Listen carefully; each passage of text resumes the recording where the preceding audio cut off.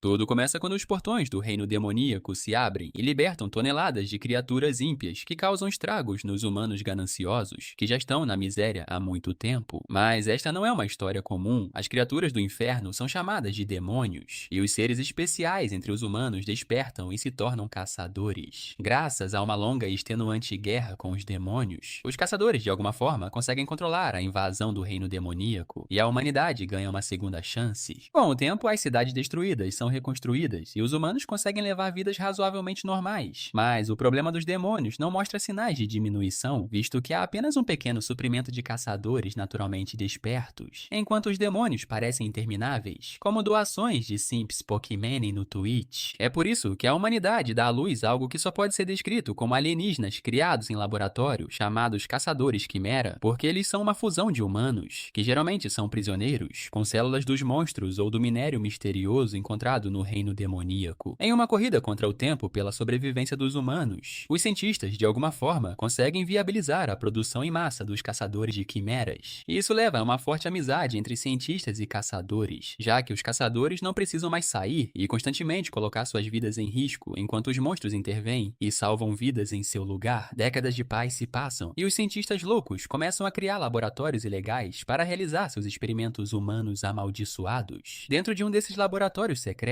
dois cientistas encerram seu turno observando a última quimera do dia, a número 17. Quatro Olhos grita para seu amigo Zuki não se aproximar muito se quiser que sua cabeça permaneça presa, mas Zuki lhe diz que nosso garoto número 17 está com morte cerebral a essa altura e é basicamente um vegetal até receber ordens diretas. Observando a abominação deitada no escuro em seu estado lamentável devido aos experimentos inimaginavelmente desumanos realizados nele, Zuki percebe que seu braço direito está mutilado, provavelmente por causa de um experimento que deu errado. Sentindo pena da criatura, ele decide reportar o número 17, pois não há dúvidas de que ele será sacrificado mais cedo ou mais tarde. Dentro da sala do diretor, os homens relatam que o corpo do número 17 está irreparável e ficam chocados por ele ainda conseguir respirar, pois qualquer outra quimera estaria morta há muito tempo nessas condições. O diretor pergunta quanto tempo eles acham que ele sobreviverá e o nerd corpulento estima que ele tenha cerca de um mês. Ao ouvir isso, o homem de coração de pedra ordena friamente que o enviem para a linha de frente para servir como escudo de carne para os caçadores que saem do portão na operação de bloqueio, mas ele explicitamente os avisa para não colocarem um comando de retorno na ordem. Mais tarde, no reino demoníaco, um pássaro com aparência de pterodáctilo mergulha em nosso garoto, mas antes mesmo de atingir sua estratosfera, ele o corta em pedaços como se fosse papel. Seu próximo desafiante é um pterodátilo falso que emerge do chão, mas nosso garoto o chuta para o alto e começa a atacar o monstro vegetal antes de abrir sua boca de combustível de pesadelo para carregar seu sopro de relâmpago e aniquilar tudo e qualquer coisa que esteja a quilômetros de distância à sua frente. Analisando seu poder de batalha, os caçadores ficam completamente pasmos com a quimera, que facilmente é de nível S ou superior. Um dos homens se vira para olhar o portal, que ainda não dá sinais de fechar, mas os membros de sua equipe garantem que não precisam se preocupar com monstros vazando, contanto que a quimera de nível S faça seu trabalho enquanto eles lidam com o lixo que passa por ele. Logo após se livrarem dos últimos monstros de lixo restantes, o portal repentinamente começa a desabar sobre si mesmo, então os caçadores correm o mais rápido que podem. Enquanto recuam, a moça pergunta por que estão deixando a quimera para trás, e o homem responde que receberam ordens diretas para abandoná-lo. Observando o monstro caranguejo gigante torturar nosso garoto, a moça sente alguma compaixão pela pobre quimera, que sozinha impediu um grande desastre, mas o homem não sente absolutamente nada e diz que as quimeras são praticamente servas sem cérebro, criadas em laboratório, nascidas para receber ordens e nada mais. Mesmo que nosso garoto perca parte do corpo como se estivessem à venda, os caçadores o consideram apenas mais um monstro. Depois que os caçadores se vão, ele continua lutando contra os monstros como se sua vida realmente dependesse disso, enquanto as ordens repetem em sua cabeça que ele não pode retornar, mesmo após a missão ser concluída. De pé em uma poça de ácido, as duas últimas células cerebrais ainda ativas em seu crânio gritam que ele deve retornar, mas seu código não o permite recuar. Na operação, quase 2.000 demônios foram mortos, mas nenhum caçador morreu graças à sua enorme contribuição, e em seus últimos momentos, quando nada mais resta do que uma cabeça, sua vida passa diante de seus olhos que se apagam. Ele finalmente se lembra de que era, na verdade, um garoto humano que foi sequestrado com apenas 9 anos de idade. A partir daí, ele vê sua vida se desenrolar diante de si como um filme de uma fita cassete empoeirada, mesmo que a deterioração cerebral o tenha incapacitado tanto que ele nem consegue entender o que está vendo. Com o filme da vida passando em sua mente, ele assiste silenciosamente às cenas que se desenrolam diante dele, sendo a mais antiga, a de quando nasceu em um orfanato. 9 anos se passam e ele cresce e se torna um menino travesso que atira pedras em crianças que o chamam de feio, como qualquer criança de 9 anos faz. Mas isso deixa o diretor do orfanato tão decepcionado que o homem senil diz que está cansado de suas besteiras incessantes e o expulsa do orfanato, não dando a mínima se a criança morre no frio congelante. Uma equipe de cientistas o encontra desmaiado no chão e um dos cientistas fica levemente perturbado com o fato de que as favelas são o único lugar onde ele consegue encontrar crianças abandonadas nas ruas como ovos de Páscoa. Ele faz o que qualquer verdadeiro cientista louco faz e leva nosso garoto de volta ao laboratório para realizar alguns experimentos ilegais e perversos com ele. Durante seu primeiro experimento, lançaram um feitiço sobre ele para impedi-lo de fugir novamente e o batizaram de número 17. Finalmente acordado, a primeira coisa que nosso garoto vê ao acordar são loucos o gravando enquanto injetam bichos da seda de nível S em sua corrente sanguínea. Ele tenta se mover, mas o amarram como se fosse um animal selvagem sem direitos. Os dias passam e os médicos não conseguem acreditar que ele não esteja apresentando nenhum efeito colateral. Sua mente e raciocínio estão completamente intactos e ele tem controle total sobre todas as habilidades do monstro, mesmo que pareça que está num segundo de levar uma Glock e um saco de munição para a escola mais próxima. Tudo o que aqueles doentes conseguem pensar é em quão incrível e valioso ele é. Eles continuam a injetá-lo com todos os tipos de células monstruosas, e 6 anos depois, ele se torna um caçador de quimeras completo, capaz de destruir demônios com um único ataque devastador, com uma única rajada. Ele dispara um raio laser que frita as vespas monstruosas e destrói quilômetros de asfalto ao longo da estrada. Uma mãe demonstra gratidão por ter salvado a si mesma e a filha, enquanto o caçador ferido pede desculpas por confiar em um garoto como ele. Mas nosso garoto diz que está bem, sentindo-se completamente entorpecido por dentro. Alguns anos depois, sua hipnose cessa repentinamente e ele se pergunta o que diabos estava fazendo todo esse tempo, alertando o cientista de que os efeitos colaterais estão finalmente aparecendo. O tempo voa e após injetá-lo com células de mais de 500 monstros, ele não se parece mais com algo que possa ser chamado de humano e cerca de 20 longos anos depois, ele se transforma em um cão gigante, semelhante a um dragão sem consciência, com uma aparência tão grotesca que pessoas normais precisam clarear os olhos depois de olhar para ele. Depois disso, sua viagem de cocaína finalmente chega a um fim estridente e nada resta dele, exceto um único osso. No entanto, esse osso flutua repentinamente no ar e começa a regenerar todo o seu corpo, até que a quimera número 17 reaparece. Só que, desta vez, ele é um jovem bonito com abdômen definido. Ainda em choque com sua insana recuperação, ele se pergunta se realmente é humano novamente. Ele imagina que, como aquelas células monstruosas ainda estão dentro dele, provavelmente não conta como um ser humano completo, especialmente com a facilidade com que ele flexiona aquelas garras afiadas, como se estivesse prestes a lançar uma linha de moda para predadores de topo. Ninguém apareceu do laboratório para trazê-lo de volta, então nosso garoto presume que ele foi abandonado como um ex-namorado mesquinho. Então ele percebe que o número do laboratório que costumava estar em seu braço sumiu, e isso o faz se perguntar se finalmente conseguiu cortar os laços com o laboratório de vez, já que ele está com um corpo mais quente que o próprio inferno. Ele imagina que essa possa ser a característica de um monstro imortal, o tipo que pode reviver até 3 vezes, a menos que seu núcleo seja destruído. Mas uma coisa ainda o incomoda. Os cientistas costumavam jurar de pés juntos que células humanas e de monstros imortais não podiam se fundir, mas aqui está ele em pleno modo alfa, irradiando uma forma de pico que faz Johnny Bravo parecer um preenchimento de fundo. Talvez quaisquer efeitos colaterais que ele tivesse tenham sido apagados, já que ele se lembra de como sua cabeça sempre ficava nebulosa e acorrentada por algum tipo de feitiço mental, mas agora ele se sente o mais livre possível. Então ele acha que talvez seja a hora de viver como um humano de verdade novamente, agora que seus dias de vira-lata obediente conhecido como número 17 acabaram. Esse nome foi apenas algo que lhe foi imposto aleatoriamente, e ele tenta se lembrar do seu verdadeiro nome, mas de repente é puxado para um flashback, onde aquele velho cientista se referiu a ele como um lunático com uma personalidade rude, mas ainda assim lhe disse para ajudar as pessoas dali em diante. O velho pediu que ele dedicasse sua vida a salvar 1000 pessoas, mas naquela época nosso garoto, afogado em sua era emo nervosa, nem se deu ao trabalho de responder. Voltando ao presente, ele chama esse conselho de pura bobagem e ri da ideia ridícula de que algum órfão nascido na favela deva ajudar os outros. Enquanto observa o pôr do sol com o abdômen brilhando como se tivesse seu próprio orçamento para a iluminação, ele pensa em vingança por um momento, mas deixa o pensamento de lado. Afinal, a vingança precisa de um alvo visível e já faz tanto tempo que seu rancor parece mais uma coceira passageira do que algo real, e além disso, não há como voltar ao mundo humano agora. Ele imagina que os encontrará algum dia e decide deixar de lado toda a vingança por enquanto e se concentrar no que está por vir. Olhando para seu corpo majestoso, com um brilho divino cobrindo convenientemente suas partes mais delicadas, ele decide que tentará viver como um ser humano de verdade a partir de agora para compensar todo o tempo que lhe foi roubado. Enquanto se afasta, percebe que provavelmente deveria encontrar algo para vestir e sai em busca de roupas. Mas então um pensamento estranho surge no meio do caminho. Ele nem consegue se lembrar da última vez que usou alguma coisa. Ué, você assistiu o vídeo até aqui e até agora não se inscreveu no canal?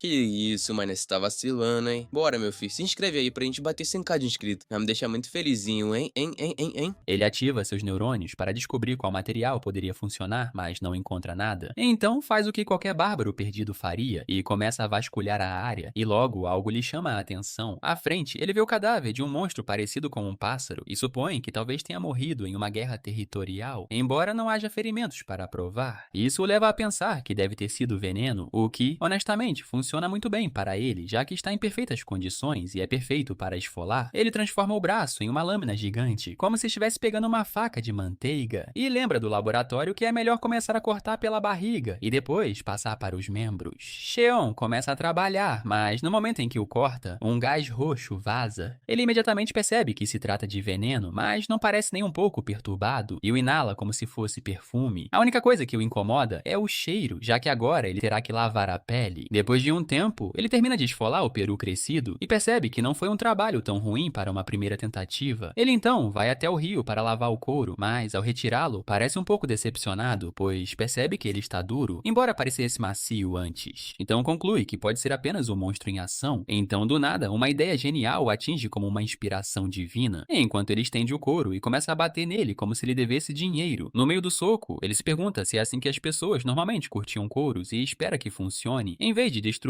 todo o seu trabalho duro. Depois de uma boa e velha terapia medieval, a pele fica macia novamente e ele a segura com orgulho. Abaixando-se atrás do cadáver nu do pássaro por modéstia, ele começa a fazer ajustes na pele, mas nesse momento, uma chama se acende na cabeça do monstro. Os olhos do pássaro se abrem de repente, claramente perturbados ao ver alguém arrancando sua pele como se fosse papel de presente. Cheon rapidamente faz alguns furos no couro, veste seu traje improvisado e amarra uma videira na cintura como se estivesse pronto para a passarela. Com isso, ele está com seu novo visual e, sinceramente, se sente muito bem com o resultado. Ele vê um pouco de veneno restante na parte interna, mas decide deixar para lá porque dá muito trabalho para limpar. Naquele exato momento, o monstro pássaro solta um grito ensurdecedor que choca Cheon, que realmente pensou que ele estivesse morto. Ele se debate e até parece entender a fala humana, o que o deixa perplexo. Ele imagina que o monstro também deve ser um tipo imortal, já que não respirava antes. Se isso tivesse acontecido antes, ele o teria assado sem pensar duas vezes. Mas agora, vendo-o fraco e vulnerável, ele conclui que não há necessidade. Cheon apenas sorri e diz que o pássaro teve sorte, desejando-lhe uma segunda chance na vida antes de se virar para ir embora. Enquanto se afasta, ele acrescenta casualmente que, se o destino estiver mais picante, talvez eles se encontrem novamente. Um tempo depois, ele entra em uma caverna, olhando ao redor como se estivesse procurando uma casa. Sem aviso, uma centopeia enorme salta e pousa bem na sua frente, mas Cheon nem pisca. A criatura ataca, mas ele está mais preocupado se a iluminação ali é boa o suficiente para uma casa. Com um golpe certeiro, ele decepa a cabeça da centopeia como se estivesse matando uma mosca e se vira, riscando mentalmente a caverna da lista. Em seguida, ele se encontra em uma região montanhosa nevada, onde um Yeti jaz no chão, congelado de medo, provavelmente tendo visto Cheon se aproximando como um susto. Aparentemente, nosso garoto Ren desaparece com os Yetis, mas também rejeitou esse local porque seria um pesadelo encontrar comida. Então ele dá uma olhada em uma floresta, mas os cogumelos cheiram tão mal que é como se alguém tivesse esquentado o peixe no micro-ondas na sala de descanso do escritório. Então essa também é uma opção inviável. Ele continua explorando de uma caverna assustadora de lagartos a um vulcão suspeitosamente aconchegante, mas nada lhe agrada. E finalmente ele chega à beira de um penhasco e contempla uma vista de tirar o fôlego, e fica impressionado que um lugar no reino demoníaco possa parecer tão bonito. Ele decide explorar a área e pula casualmente do penhasco, aterrissando com um baque que quebraria a espinha de qualquer um. Cheon percebe que a água está cristalina e que também há uma grande população de peixes. Alguns peixes monstruosos saltam tentando mordiscar, e ele se pergunta se conseguiria assar um deles como se fosse uma refeição de acampamento. Pensando mais profundamente, ele conclui que este é o local perfeito, pois há uma fazenda de peixes natural, ar puro e flores por toda parte. Então decide construir sua casa ali e a chama de Casa Cheon Do-un. Enquanto isso, em uma parte distante do reino demoníaco, o ar faísca quando um portal se abre e algo é lançado, atingindo o chão com um estrondo estrondoso. Uma figura robótica emerge da fumaça, olha ao redor e se pergunta em voz alta se este é realmente o reino demoníaco. Ele tira um momento para absorver a beleza do lugar, deixando o ar fresco e as flores coloridas exercerem seu charme, e acaba decidindo que aquele lugar é praticamente perfeito para construir a casa de Cheon-do-un. Começando, ele limpa a área com essas extensões semelhantes a trepadeiras que brotam das pontas dos dedos, derrubando todas as árvores à vista com um único movimento limpo. Uma vez terminada a limpeza, ele usa essas mesmas trepadeiras para reunir os troncos caídos e empilhá-los como seu principal material de construção. Bem, quando as coisas parecem estar indo bem, ele percebe que o chão parece um pouco irregular demais para o seu gosto, então ele arranca as trepadeiras novamente e alisa tudo, tomando cuidado para remover quaisquer tocos de árvores restantes, até que a clareira finalmente pareça limpa o suficiente para abrigar uma cabana digna do Pinterest. Enquanto coloca as toras no lugar e finca os pilares principais da estrutura, ele começa a notar como seu corpo se move quase por instinto, e isso o faz pensar se é isso que as pessoas querem dizer quando falam sobre livre-arbítrio, especialmente porque é a primeira vez que ele está construindo algo que realmente lhe pertence. Ele estende as tábuas do piso em seguida e decide tentar muco de monstro tipo caracol no lugar de pregos, já que esse material endurece e se torna algo próximo à rocha, e ele imagina que pode até funcionar como impermeabilizante, o que honestamente parece uma vitória. Quando a estrutura principal está pronta, ele dá um toque pessoal, colocando alguns fios de casulo de bicho da seda sobre o telhado, o que aumenta sua confiança de que monstros provavelmente não aparecerão tão cedo. Parece bem aconchegante agora e quase parece completo, mas ele para pensar no que mais uma casa humana de verdade deveria ter, e então se lembra de como, no laboratório, costumavam mostrar vídeos de casas normais, antes mesmo de os portões se abrirem. Pensando bem, ele percebe que a maioria das pessoas tinha animais de estimação ou cultivava algo em seus quintais, e como cachorros não são exatamente uma coisa no mundo dos demônios, ele conclui que a melhor opção é cultivar plantas e fazer um jardim. Depois de passar algum tempo pensando no que cultivar, ele de repente tem um momento eureka e decide que mandrágoras seriam perfeitas, especialmente com uma montanha nevada por perto que se encaixa no habitat delas. Enquanto caminha pelo terreno frio e nevado, ele se lembra de que as mandrágoras geralmente crescem em picos ricos em mana, e a forma como a neve se acumula ao seu redor o faz lembrar de quando foi sequestrado e enviado para o laboratório. Ironicamente, ele vê aquele momento como uma bênção agora, porque depois de se tornar uma quimera, não precisava mais se preocupar em morrer de frio ou passar fome em condições miseráveis. Eventualmente, ele sente o alto nível de mana ao seu redor e imagina que deve estar perto, e de fato, finalmente avista as raízes da mandrágora. Eles se parecem com peixes-lua com cabeças folhosas, e são conhecidos por serem supersensíveis ao estresse, muitas vezes morrendo até mesmo com a menor mudança em seu entorno. Ele argumenta que escolher os mais jovens seria mais inteligente, já que eles poderiam se adaptar melhor durante a mudança, então seleciona cuidadosamente 3, preparando-se para os gritos pelos quais sabe que são famosos. Mas, em vez dos gritos estridentes que espera, ele encontra o primeiro pequenino dormindo profundamente, roncando como um bebê, e os outros dois que ele escolhe depois também estão cochilando pacificamente, e até falando dormindo. Isso o confunde, até que ele se lembra de que toda aquela coisa dos gritos de mandrágora era mais um pesadelo criado em laboratório, causado por humanos que as cultivavam em ambientes com baixa mana e cheios de estresse, e os gritos eram principalmente uma reação ao fato de terem sido arrancados à força. Ele começa a se perguntar se o silêncio é só porque estão no reino demoníaco agora, mas mesmo assim, é estranho que não estejam tentando resistir ou fugir, a menos que de alguma forma o reconheçam como um deles, o que não seria muito surpreendente, considerando que ele também tem células de mandrágora misturadas ao corpo. Ele os prende delicadamente na cintura, sentindo-se aliviado por eles estarem calmos e tranquilos, e começa a se perguntar se poderia pedir educadamente mais tarde alguns brotos de raiz para fazer chá, ou talvez até usar a fruta como lanche, embora rapidamente se lembre de que a fruta se torna venenosa se colhida à força. Então ele faz uma anotação mental para esperar e solicitá-la gentilmente quando for o momento certo. Nesse momento, ele percebe a presença de alguns caçadores por perto e começa a questionar por que alguém se daria ao trabalho de escalar uma perigosa montanha nevada, a menos que seja absolutamente necessário, mas decide checá-los de qualquer maneira, já que poderia usar algumas pedras de portão deles. Enquanto isso, um dos caçadores reclama que eles foram deixados para enfrentar o perigo sozinhos, porque seus supostos companheiros de equipe os abandonaram como isca, enquanto o outro grita para ele se concentrar porque uma onda de coelhos monstruosos está vindo em sua direção rapidamente. Os coelhos monstruosos saltam sobre eles com suas bocas grotescas e escancaradas, cheias de tentáculos e presas retorcidas, mas o sujeito consegue invocar um campo de força bem a tempo de impedi-los de virarem jantar, embora logo perceba que a barreira não durará muito e comece a desejar ter aceitado apenas trabalhos esporádicos. Arrependido de cada decisão que o levou a esse momento, ele começa a gritar por ajuda. Assim que seu escudo se estilhaça, nosso garoto se lança com o tipo de entrada que emite uma energia de aterrissagem poderosa do Superman, e ambos os caçadores congelam, atordoados ao ver uma pessoa de verdade aparecer casualmente do nada. A pressão de sua presença por si só já faz os coelhos da neve entrarem em pânico, e sem hesitar, eles se dispersam como pequenos roedores assustados, deixando os dois caçadores ali absolutamente perplexos com a forma como monstros de classe B simplesmente correram para salvar suas vidas de um homem seminu. Eles correm para agradecê-lo, apresentando-se como Seong-ju e Kim Tae-hoon, e perguntam seu nome, que ele compartilha, mas nenhum deles jamais ouviu um nome parecido antes. Kim Tae-hoon começa a se perguntar em voz alta se ele poderia ser algum tipo de caçador recluso, a julgar por sua estética robusta de homem das cavernas, enquanto nosso cara inverte a questão e pergunta o que eles estão fazendo vagando em uma armadilha mortal como esta, já que eles não parecem exatamente superiores à classe D. Os dois explicam que estão em uma missão para capturar uma quimera viva, em troca de uma recompensa bastante generosa, o que imediatamente chama a atenção do nosso garoto. Um deles esclarece que a quimera que eles procuram escapou de um laboratório e pulou em um portal no meio da perseguição, o que na verdade é um grande alívio para ele, já que confirma que eles não o estão rastreando.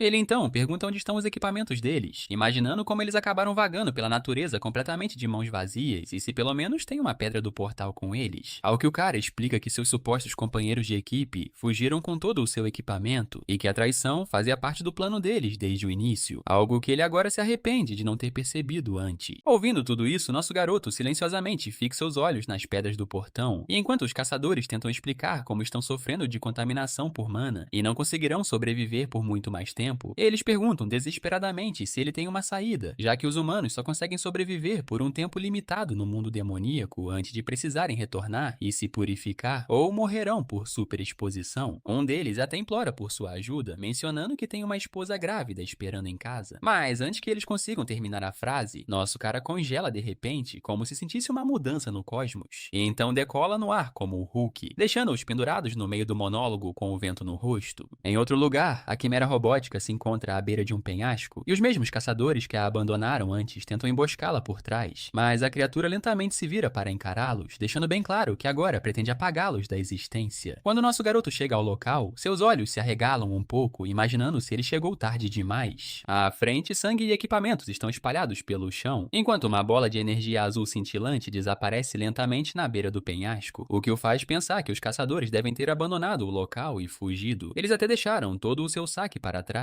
e a julgar pela mistura de pegadas de crianças e animais, parece que a cobaia pode ter mudado de forma no meio da luta. Ele se lembra do que o caçador de monstros disse antes sobre ser um experimento de laboratório que pulou no portal durante sua fuga. Ele é feito de metal líquido, então pode mudar de forma livremente, mas devido à raridade do material, eles o construíram pequeno e compacto, como uma criança. Cheon olha para o penhasco e mal consegue conter o riso, percebendo que aquele pequeno gremlin mecânico conseguiu destruir 5 caçadores de nível B. Enquanto isso, de volta à nossa dupla de caçadores maltratados, Kim sacode Seong-ju desesperadamente, dizendo-lhe para não desistir, mas o pobre coitado tosse dizendo que seu corpo inteiro está contaminado e que ele está acabado, mas Kim não aceita isso e menciona sua família. Seong-ju usa a pouca força que lhe resta para pedir desculpas a Kim por ele, mas Kim grita para ele se segurar e insiste que milagres existem. Nesse momento, alguém aparece, deixando Kim imediatamente tenso, mas é Cheon, voltando casualmente com toda a bagagem. No momento em que o caçador de monstros o vê, ele corre, se ajoelha e basicamente começa a rezar para o papai Cheon salvar os dois. Nosso herói fica confuso no início, mas depois se lembra de ter dito a eles que não tinha uma pedra de portão. É então que Kim, de repente, tira algo do bolso, 2 cheques de 10 milhões de ienes, e implora que ele, por favor, lhes entregue uma pedra de portão. Ele continua dizendo que, se não saírem agora, com certeza vão morrer. Enquanto isso, Cheon encara o dinheiro e tenta imaginar o valor total. Ele sabe que não há como usá-lo neste mundo, mas quando chegar ao mundo humano, será muito útil. Então, com toda a generosidade que seu coração caótico consegue reunir, ele puxa uma pedra do portal. Kim faz uma reverência impecável de 90 graus e começa a agradecer sem parar, jurando que jamais esquecerá aquela gentileza. O caçador de monstros corre de volta para o parceiro, gritando que eles vão sair dali o mais rápido possível, enquanto Cheon apenas observa os 2 cheques, imaginando onde escondê-los. Enquanto os dois se dirigem ao portão, Cheon pergunta qual é o preço atual da pedra do portão e recebe a resposta de que chegou a 1 milhão de ienes. Sempre humilde, ele diz que se sente como se tivesse recebido um salário alto demais e coloca a mão no ombro de Seong-ju, dizendo casualmente que lhe dará algum troco. Kim parece confuso até perceber o que Chaeyoung está fazendo, que está injetando mana diretamente em seu parceiro. Ele imediatamente grita para ele parar, pois transferir mana para outra pessoa é perigoso e se a reação for ruim, ambos podem morrer na hora. Kim entra em pânico, pensando que é assim que tudo acaba, mas então Seong-ju de repente se levanta, como se tivesse acabado de apertar o botão de reset, enquanto a energia demoníaca dentro dele se purifica completamente. Ele agarra Kim em um abraço choroso, enquanto o pobre rapaz fica parado, atordoado, tentando processar o que acabou de acontecer. Chaeyoung se vira para ir embora, enquanto Seong-ju grita que nunca vai esquecer esse favor, enquanto Kim ainda está paralisado em choque, tentando descobrir quem Chaeyoung é. Nosso menino volta para casa e para do lado de fora por um segundo, depois respira aliviado ao não sentir nenhum intruso. As mandrágoras começam a acordar, suas folhas parecem murchas e tristes, o que imediatamente levanta suspeitas, então ele começa a plantá-las imediatamente. Depois que todos estão no solo, ele se pergunta se ficarão bem, mas eles ainda parecem bastante miseráveis. Chaeyoung observa suas expressões deprimidas e pensa que pode ser por terem sido arrancados de seu habitat original, ou talvez estejam apenas morrendo de fome. Decidido a testar a segunda teoria, ele injeta um pouco de seu mana no solo. As plantas monstruosas se animam instantaneamente, como se tivessem acabado de tomar um expresso, e nosso garoto não consegue deixar de sorrir com o resultado. Enquanto conversa com seus novos colegas de quarto cheios de folhas, ele sente uma presença atrás de si. Ele imagina que seja provavelmente a criatura mecânica que aqueles caçadores estavam perseguindo, embora ache estranho que ela o tenha seguido até aqui. Optando por ignorar por enquanto, ele guarda o dinheiro e começa a separar os sacos de saque. Acontece que ele fez um ótimo negócio, pois agora tem roupas extras, sacos de dormir, utensílios de cozinha, e nesse momento seus olhos brilham quando ele encontra um pacote de ramen. A última vez que ele comeu aquilo foi no orfanato, e a nostalgia bate forte. Com fome e empolgado, ele decide prepará-lo imediatamente. Seguindo a receita da melhor maneira possível, ele vai até o lago em busca de água, mas logo percebe que não tem a mínima ideia de como medir a quantidade certa. Antes que ele consiga pensar muito, os peixes de dentes afiados do lago saltam de repente, como se estivessem tentando fisgar alguém. Lembrando-se de como as pessoas costumam jogar coisas aleatórias no ramen para dar sabor, ele prepara os dedos e tira a alma de um dos pobres peixes. Em seguida, vasculha o local em busca de ingredientes como ovos e talvez cebolinha. Ele encontra alguns ovos estranhos em formato de cápsula e pega alguns, e como não há cebolinha de verdade por perto, ele se contenta com folhas frescas de árvore, imaginando que sejam o suficiente. Ele então joga tudo em uma panela e decide que está bom o suficiente para o preparo. É então que o pequeno robô sai, segurando a barriga como se estivesse morrendo de fome, enquanto observa a panela. Enquanto isso, Shaun acende o fogo e percebe que as instruções não dizem quando adicionar o peixe, então ele simplesmente joga tudo para ferver junto. Conforme o cheiro começa a subir do vaso, as plantas monstruosas imediatamente começam a engasgar de nojo, enquanto Shaun silenciosamente se pergunta se o ramen sempre teve aquele cheiro. O cheiro chega até a criatura mecânica, que começa a balançar com o puro aroma da comida. Ela flutua um pouco mais perto, pensando que também quer comer, e de repente se transforma em um cachorrinho. Ele se lembra do laboratório que humanos adoram cachorros, então decide tirar vantagem disso e começa a mancar em direção a Chaon, fingindo choramingar para arrancar um pouco de compaixão, mas Chaon observa tudo com uma expressão impassível, nem um pouco surpreso. Ele imagina que a coisa está apenas tentando baixar a guarda e que o ferimento é claramente encenado. Observando sua atitude de cachorrinho fofo, ele pensa que ainda é jovem e desavisado e se pergunta como algo assim conseguiu escapar do laboratório para o reino demoníaco sozinho. Brincando, ele pergunta se o cachorro quer experimentar o ramen, o que faz a criatura babar instantaneamente, mas bem na frente deles está uma poção mortal de coisas sem sentido que poderia matar um homem adulto, mas ainda assim, ambos decidem arriscar. No momento em que dão uma mordida, o cachorro para enquanto tenta processar o sabor, mas Shaon, por outro lado, é levado de volta à memória do hot pot do orfanato e sorri, afirmando que o gosto é exatamente o mesmo de antigamente. Nosso herói declara que é delicioso, já que a lembrança é forte o suficiente para superar o horror do sabor real. Enquanto isso, os pobres Mendrigoras estão a segundos da ascensão para a próxima vida, longe do cheiro tóxico. Depois de terminarem a refeição, Shaon diz ao cachorro que é hora de se limpar e que ele já pode ir embora. Enquanto o filhote mecânico se afasta mancando, Shaon casualmente aponta que ele estava mancando da outra perna antes. O robô então volta a mancar apressadamente com o pé original, enquanto Shaon mal consegue conter o riso. Depois de terminar de lavar a louça, ele passa para a lavanderia, batendo nas roupas cobertas de pólen com um graveto, como se fazia antigamente. Embora não seja particularmente fã de pólen, ele percebe que não consegue continuar vivendo apenas com uma roupa de couro, como um homem das cavernas. Ele tenta tenta bater no tecido delicadamente para não rasgá-lo, mas um golpe acaba quebrando a rocha abaixo e destruindo a peça junto. Após um breve momento de silêncio constrangedor, ele suspira e pega a última peça de roupa. Então, que percebe a criatura robótica ainda por perto, observando-o à distância. Antes, ele havia se disfarçado de pedra, antes de peixe enquanto lavava a louça, e antes disso de árvore enquanto cuidava das flores. Ele percebe que a criatura o estava seguindo o tempo todo, mudando de forma silenciosamente, sem nunca se aproximar diretamente. E isso continua até que uma abelha pousa em seu nariz, fazendo-o surtar e gritar que odeia abelhas. A julgar pelo comportamento, ele estima que a criatura tenha menos de 5 anos. Sua fala é mecânica e desajeitada, uma característica frequentemente observada em quimeras jovens com memórias artificialmente implantadas. Optando por ignorá-la, ele pigarreia para alertar a criatura sobre sua presença e comenta casualmente como as flores de forsythia são lindas. Enquanto isso, ele termina de lavar a roupa e resmunga que a tarefa foi mais difícil do que esperava. Infelizmente, percebe que as roupas são pequenas demais para ele, o que parece um desperdício depois de todo o esforço. Ele pendura a roupa num fio de seda e decide dar uma olhada nas mandrágoras. A criatura, aproveitando a oportunidade, agarra a camisa que acabara de lavar e a veste, ansiosa para se parecer com ele. Após declarar que a camisa é sua, ela se transforma em uma pequena menina humana. Enquanto isso, encontra as crianças mandrágoras lutando contra o solo. As folhas estão murchando e as raízes parecem secas, o que é estranho, visto que ele já havia removido todas as ervas daninhas. Curioso, ele cava e descobre que o solo ainda está cheio de minhocas e detritos, dificultando o crescimento adequado das plantas. Ele percebe que deveria ter arado o solo desde o início, e esse descuido poderia ter colocado as mudas de mandrágora em perigo. Querendo consertar as coisas, ele começa a preparar um jardim do tamanho da sua casa. Nesse momento, a garota mecânica se aproxima e o cumprimenta. Ele fica um pouco surpreso ao ouvi-la finalmente falar. Ela pergunta se a casa pertence a ele, e ele responde que sim. Imediatamente, ela conclui que ele deve ser um nativo do reino demoníaco. Decidindo provocá-la um pouco, ele entra na brincadeira e pergunta de qual tribo ela é. A pergunta a confunde, mas ela tenta blefar, alegando que vem de um lugar muito distante, do outro lado da cachoeira, um lugar que ele não conseguiria encontrar. Ele brinca, perguntando se isso significa que ela é da tribo dos cocos, e sem hesitar, ela acena com orgulho, como se fosse a coisa mais óbvia do mundo. Quando ele a questiona sobre a camisa, ela explica casualmente que na tribo dela, quem encontra algo se torna dono, é só o jeito deles. Ele se diverte com a lógica dela, deixa que ela fique como cachorro e pergunta o que ela está fazendo aqui. Ela responde que foi expulsa da tribo e timidamente pergunta se pode ficar ali com ele, explicando que não há insetos e que há uma casa de verdade. Então, no geral, parece seguro, enquanto gira os polegares nervosamente, como se estivesse ensaiando um teste de visão para filhotes. Percebendo que ela está apenas procurando um lugar tranquilo para descansar, ele concorda, mas apenas se ela se esforçar e ajudar com as tarefas. Seus olhos se iluminam instantaneamente e ela pergunta o que ele quer que ela faça. Totalmente pronta para embarcar em qualquer missão que ele lhe der, ele diz que precisam preparar uma horta para que as mandrágoras possam ter um lar adequado. Sem hesitar, ela pega o graveto, assume uma postura confiante e diz que é forte o suficiente para o trabalho. Então, ela começa a destruir completamente o solo como se fosse feito de pão de ló. Observando-a rasgar o chão sem esforço, ele pensa consigo mesmo que ela ou é péssima em fingir ser normal, ou simplesmente não tem ideia de como crianças comuns funcionam. Ele finalmente se apresenta e pergunta o nome dela. Ela faz uma pausa, claramente pega de surpresa por não ter um nome, e após se inspirar nas flores que viu antes, declara que seu nome é Kinnari. Ele percebe que ela apenas copiou de Forsythia, mas agora ela está comprometida, e repete com a cara séria. Logo, o canteiro está pronto, e Chaion até consegue montar uma cerca de pedra bem organizada ao redor. Ver as raízes de mandrágora tão alegres o faz desejar ter feito tudo isso antes. Mas então Kim de repente fica em silêncio. Ele percebe a mudança e pergunta por que ela está chorando. Ela enxuga os olhos e diz que as mandrágoras a lembram de seus amigos, o que o faz parar e se perguntar se algo como amizade poderia existir no laboratório, antes que ele possa perguntar mais. Um grito agudo e estridente corta a floresta. Ele explica a ela que são apenas monstros caçando uns aos outros. Música ambiente mesmo neste tipo de lugar. Mas Kim se encolhe de preocupação e conta que viu um pintinho antes de encontrar o lugar dele, e agora teme que ele esteja em apuros. Chaion nascente e acrescenta que parecia que já tinha sido mordido. Ele diz, sem rodeios, que provavelmente será devorado em breve. Observando-a tremer, ele imagina que ela quer salvá-lo, mas não consegue. Ela murmura que não consegue salvar monstros, e ele se dá conta de que a lavagem cerebral provavelmente ainda aprendeu mentalmente, impedindo-a de fazer suas próprias escolhas. Então, em vez de dizer a ela o que fazer, ele oferece uma sugestão, formulada cuidadosamente, de que o filhote pode sobreviver se ela voltar para buscá-lo, e foi o suficiente para fazê-la se levantar e correr. Enquanto isso, na floresta, abominações semelhantes a vespas fêmeas, com 2 fileiras assustadoras de dentes laterais, já atacam o filhote ferido. Assim que um deles se aproxima para terminar o serviço, Kim irrompe como um tornado cafeinado, chuta a cabeça de um deles e diz que salvará o filhote, custe o que custar. Durante a luta, ela relembra seus tempos no laboratório. As outras crianças quimeras se ressentiam dela por ela ganhar constantemente o primeiro lugar em provas de combate ranqueadas. Isso significava que as outras crianças se tornavam elegíveis para os experimentos mais assustadores. Com as maiores taxas de fracasso, elas arrancaram seu bichinho de pelúcia, a jogaram no chão e disseram que ela deveria deixá-los vencer por uma vez na vida. Eles até disseram que teria sido melhor se ela não existisse enquanto a chutavam sem parar. Ela nunca entendeu porque estava apenas fazendo o que lhe mandavam. Agora, encarando os monstros, ela grita para eles pararem. Ela grita que é errado um grupo se unir contra alguém mais fraco, então brande o punho e manda a última vespa voando para outra dimensão. De volta a casa, Xion está casualmente alimentando as raízes de mandrágora com mana, provavelmente se sentindo como um pai de planta discreto quando Kim aparece novamente. Ela corre em sua direção, embalando o filhote nos braços e gritando por socorro em pânico, com medo de que ele não acorde. Ele diz para ela ir mais devagar e respirar fundo. Ao olhar mais de perto, algo na bolinha de pelos começa a lhe parecer estranhamente familiar. Kim continua chorando em pânico, pensando se a pobre bolinha de pelos está prestes a morrer, enquanto Cheon se mantém calmo e se oferece para observá-la mais de perto. Ele estende a mão e despeja um pouco de mana na bolinha de pelos. Depois relaxa ao perceber que o ferimento não parece fatal. A magia de cada monstro carrega sua própria história específica, e mesmo que este tenha encolhido e mudado de cor, Cheon imediatamente sabe que é a mesma criatura que ele esfolou naquela época. Ele faz uma pose de Sherlock tentando descobrir por que ele encolheu tanto, enquanto Kim continua perguntando se ele vai morrer, mas Cheon a tranquiliza, dizendo que a coisa está apenas desnutrida e encolhida de fome. Ele diz que já lhe deu um pouco de mana, então se deixarem em paz, ela deve se recuperar sozinha. No entanto, Kim repentinamente entra em um flashback traumático, enquanto sua mente a arrasta de volta para aquele laboratório, para sua boneca destruída. Com a voz trêmula, ela diz que não podem deixá-lo sozinho, pois ele continua se debatendo como uma panqueca triste. Ela o abraça forte enquanto arranca os olhinhos de cachorrinho e pergunta se pode ficar com ele, prometendo cuidar dele direitinho. Cheon sorri e avisa que ele pode ficar grande demais para ser manuseado, mas ela retruca que só vai alimentá-lo com um pouquinho. Ele se dobra sob a pressão do ataque fofo dela e os olhos dela brilham como se fosse 4 de julho, e ele brinca que o bichinho poderia servir como cão de guarda, ou melhor, como pássaro de guarda. Nesse momento, a bolinha de pelos abre os olhos e olha ao redor, completamente confusa, até finalmente fixar o olhar em Cheon ao reconhecê-lo e soltar um arrulho baixo e ameaçador. Kim se assusta com o som, levantando-o com um guincho, dizendo que finalmente está falando, enquanto o bichinho apenas olha ao redor, imaginando em que tipo de inferno ele acordou. Ela o abraça novamente, que se debate desamparadamente, enquanto Cheon fica ali, sem jeito, sem saber como processar toda aquela loucura. A bolinha de pelos grita novamente e exige ser solta, o que pega Cheon de surpresa, pois ele consegue entendê-la. Alguns momentos depois, Kim a enrola como uma múmia e anuncia orgulhosamente que o tratamento está completo, e então diz que já escolheu um nome para ela. Enquanto o pássaro continua a se contorcer, ela explica que, como ele age como um pombo, vai chamá-lo de Ku, o que Cheon acha meio hilário. O pássaro furioso imediatamente começa a reclamar com Kim por ter inventado um nome tão ridículo, mas ela obviamente não consegue entender, então despeja um balde inteiro de água em sua cabeça, dizendo que ele deve estar com sede. Então ela para, confusa, e pergunta a Cheon por que o pássaro agora está inchado como um balão d'água. Ele diz a ela que provavelmente já está hidratada o suficiente por enquanto, então ela sai correndo para pegar comida. Enquanto isso, Cheon pensa que finalmente deveria ter um armário de armazenamento de verdade, já que todas as coisas estão se acumulando, mas quando tenta cortar a madeira, ela se parte como papelão barato. Ele fica confuso, pois fez a mesa e a cadeira perfeitamente com o mesmo método. A bola de pelos claramente cansou de suas bobagens e aponta que é madeira macia, então é claro que não funciona. Cheon percebe que os tipos de madeira importam e pergunta qual cor de madeira é a mais forte. O pássaro responde imediatamente que é madeira vermelha, mas então congela no meio da frase quando a realidade desaba sobre ele, que acabou de ser compreendido. Ele encara Cheon, horrorizado, perguntando se ele conseguiu ouvi-lo esse tempo todo. Fixando os olhos, ele cambaleia e se levanta, ativando sua habilidade mental para tentar ler a mente de Cheon, mas nada acontece, pois a telepatia falha. No entanto, Cheon apenas olha ao redor inocentemente e diz que não vê nenhuma árvore vermelha por perto. Ele se pergunta se elas crescem em outra região enquanto o pássaro entra em pânico, percebendo que seus poderes mentais foram bloqueados. Eventualmente, ele para de fingir e pergunta diretamente a Cheon se ele consegue ouvi-lo. Cheon explica que não está realmente ouvindo, mas as palavras simplesmente aparecem em seu cérebro. Mas então ele inverte a situação e pergunta como um monstro consegue entender a linguagem humana da daquele jeito. Ele imagina que o pássaro deve ser um daqueles monstros inteligentes super raros que de alguma forma nascem contra todas as probabilidades, mas é a primeira vez que vê um de perto. Cheon então pergunta diretamente se é o mesmo pássaro de antes, o que o peludo confirma, dizendo que voltou porque queria vê-lo novamente. Como Cheon salvou sua vida, queria retribuir o favor se eles se encontrassem novamente. Sem perder tempo, Cheon ordena que ele o ajude imediatamente. Isso pega o pássaro desprevenido, mas ele suspira, respira fundo e concorda em guiá-lo até as árvores vermelhas. Enquanto isso, não muito longe, Kim corre como se sua vida dependesse disso, desviando das bolas de fogo que caem atrás dela, gritando para quem estiver atacando recuar. Lágrimas escorrem pelo seu rosto enquanto ela grita que está muito quente, e de repente uma explosão a joga de cara no chão. Sua mente quase para quando ela entra em pânico, pensando que os laboratórios a encontraram e ela está perdida. Nesse momento, alguém sai do fogo com cabelos longos e esvoaçantes, como um figurante de anime de terceira categoria. Olhando para o rastreador, ele confirma que ela é a criatura mecânica que eles procuravam. Preparando outro ataque, ele murmura que sua vida também está em jogo e lança outra bola de fogo em Kim, que só consegue encará-la, derrotada. Mas antes que ela a atinja, nosso herói usa o clássico movimento de Shed, colocando-se na frente dela e desviando o ataque sem esforço algum, como se estivesse matando uma mosca. Ou imediatamente diz a ele que as instruções sobre a árvore podem esperar, pois são a principal prioridade da garota no momento. Chaeyoung percebe que Kim tem medo de fogo e não parece nem um pouco estável mentalmente. Ele decide apagar as chamas primeiro e a bola de pelos concorda, acrescentando que só um saco de lixo completo iria atrás de uma criança. Rapunzel ali encara Chaeyoung e o chama de Homem das Cavernas, depois ameaça espancá-lo se ele não recuar. Chaeyoung retruca dizendo que o cosplayer de Rapunzel fala demais, o que o deixa imediatamente irritado. O sujeito grita que Chaeyoung está estragando seu momento dramático e lança uma enorme bola de fogo nele. Chaeyoung apenas levanta um dedo e executa um golpe de Frieza, desviando o ataque como se fosse uma vela de aniversário. A explosão atrás de Rapunzel é enorme e ele fica parado, atordoado, tentando processar o que acabou de acontecer. Detritos começam a cair, mas já é tarde demais, pois ele fica soterrado por uma pilha de escombros. Poucos momentos depois, Chaeyoung se aproxima de Kim e pergunta se ela está bem, que então enxuga os olhos e agradece por ter apagado todas as chamas. Ele então lhe dá um conselho firme. Da próxima vez que ela sentir medo, deve dar um soco no próprio medo. Enquanto caminha em direção a Rapunzel, ele a agarra pelos cabelos e continua com a conversa estimulante, mas para de repente, no meio da frase, ele olha fixamente para a peruca em sua mão em silêncio e percebe que o sujeito embaixo dela está sofrendo de uma síndrome de cabeça de ovo brilhante.